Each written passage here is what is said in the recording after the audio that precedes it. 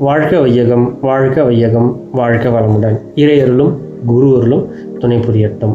வாழ்க்கை மலர் புத்தகத்திலிருந்து நாளொரு நற்சிந்தனையாக டிசம்பர் 10 இன்று அளித்துள்ள சிந்தனை மனிதவள கம்ப்யூட்டர். மனிதவள கம்ப்யூட்டரை பற்றி சுவாமிஜி அவர்கள் தெளிவான முறையில் எடுத்துள்ளார். சாமிஜியோடைய சிறப்பான ஒரு நிகழ்ச்சி, அதாவது சிறப்பான ஒரு பொக்கிஷம் ஒரு நிலையில் உள்ளது. என்னவென்றால், அறிவு நிலையோடு, அதாவது விஞ்ஞானம் அறிவும் பக்தி அறிவும், அதாவது மனிதனுடைய இயற்கையினுடைய ஒப்பிட்டு இரண்டிற்கும் உள்ள ஒற்றுமையை தெளிவான முறையில் எடுத்துரைப்பதில் வல்லமை கொண்டவர் சாமிஜி என்பதில் எந்த ஒரு தெள்ள தெளிவான ஒரு உண்மையாக இருக்கின்றது. அந்த வகையிலே இன்றைய சிந்தனையில் மனித வல்ல கம்ப்யூட்டரை பற்றி சாமிஜி சொல்லியிருக்கார். என்ன ஒரு தெளிவான முறையில் சொல்லியிருக்காருன்னு பார்த்துங்க. உயிரினங்கள் தோற்றத்திற்கான மூலக்கூறு, அதாவது வான்காந்தத்தில் இருக்கக்கூடிய அனைத்து பொக்கிஷங்களும் ஒரே ஒரு அலை வடிவில், அலை இயக்க வடிவில் கரு மையத்தில் அமைந்துள்ளன. மனித உயிரினங்களில், உயிர் நிலையங்களில், அனைத்து ஜீவராசிகளிலும் கருமையத்திலே அனைத்து பொக்கிஷமாக அமைந்துள்ளது. ஒரு ஆலமரத்தை பார்க்கின்றோம்.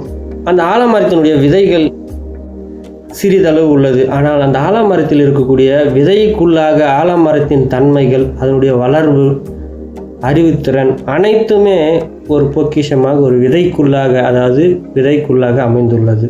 அதுபோல இறைநிலையினுடைய இயக்க அலைகள் மூலமாக அனைத்தும் வான்காந்தத்தில் அலை இயக்கமாக இயங்கிக் கொண்டு உயிரினங்களில் கருமையமாக சுருக்கி வைத்துள்ளது.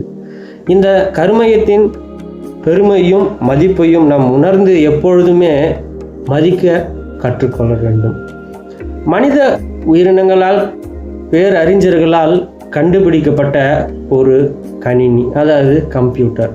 அந்த கம்ப்யூட்டரிலே பலாயிரம் கோடிக்கான நிலைகளில் கருத்துக்களையும் பதிவு செய்து ஒரு கருமையத்தில் வைக்கப்பட்டுள்ளது. எப்பொழுது தமக்கு தேவையோ அப்பொழுது அதை எடுத்துரைத்து, அதாவது நம் தேவைப்படுகின்ற பொழுது நாம் இயங்கிக் கொள்ள முடியும், அதை நாம் தெளிவுபடுத்தி கொள்ள முடியும், பாற்றுக்கொள்ள முடியும். அதுபோலவே மனிதனுடைய உடலிலும் உயிரினங்களிலும் கருமையத்தில் ஒரு தெளிவான ஒரு முறையை, கருத்துக்களை கருமையத்தில் பதிவு வைக்கப்பட்டுள்ளது. இந்த கருமையத்தில் பதிவு வைக்கப்பட்ட அனைத்து பிரபஞ்ச ரகசியங்கள் அனைத்தும் ஒரு பொக்கிஷமாக அமைந்துள்ளது. இதை மேலும் மேலுமாக அறிவு, அதாவது 6வது அறிவின் நுட்பத்தை பயன்படுத்தி கொண்டு நாம் தெளிவாக அதை சிந்தித்து ஆராய்ந்து தெளிவுபடுத்தி கொள்ள வேண்டும். அதனால்தான் சுவாமிஜி அவர்கள் அகத்தாய்வு பயிற்சியிலே எண்ணம் ஆராய்தல், அதாவது தன்னையே ஆராய்தல் என்ற பயிற்சியை வைத்துக்கொண்டு நான் யார் என்ற பயிற்சி முறையிலே நான் யார் என்று உணர்ந்தால் அந்த பிரம்மத்தை உணர முடியும் என்பதை தெளிவாக எடுத்து காட்டுகின்றார். அதனால்தான் சொல்கின்றேன், நம்முடைய சாமிஜி அவர்கள் மிகவும் சிறப்பு மிக்க ஒரு பொக்கிஷத்தை உங்கள் கையில் தந்துள்ளார். அந்த பொக்கிஷத்தை அல்ல குறையாது, அக்ஷ பாத்திரத்தை போல் என்றும் அல்ல நிரம்பிக் கொண்டே இருக்கும், மற்றவருக்கு கொடுக்க நிரம்பிக் கொண்டே இருக்கும். அதுபோல் இந்த மனிதவள கம்ப்யூட்டர் என்ற ஒரு தலைப்பிலே தெளிவாக சாமிஜி அவர்கள் அளித்துள்ளார். மேலும் இந்த பொக்கிஷத்தை நாம் தெளிவான முறையில் கற்க வேண்டும். வாழ்க்கையில் மென்மேலும் உயர வேண்டும்.